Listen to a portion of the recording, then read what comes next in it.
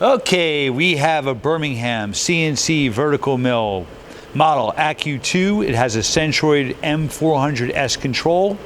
It's 3-axis plus hand wheels, manual hand wheels. The machine was new in 2008. We're going to run it for you.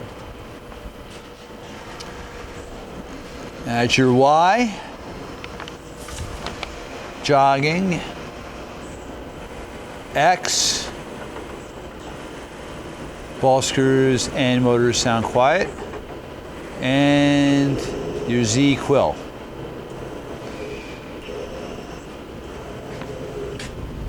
All right.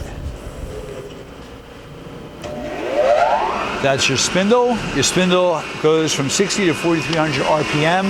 It has an R8 taper for collets. Nice and quiet. Brake. Back gear.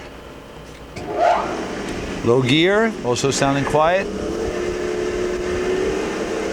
All right.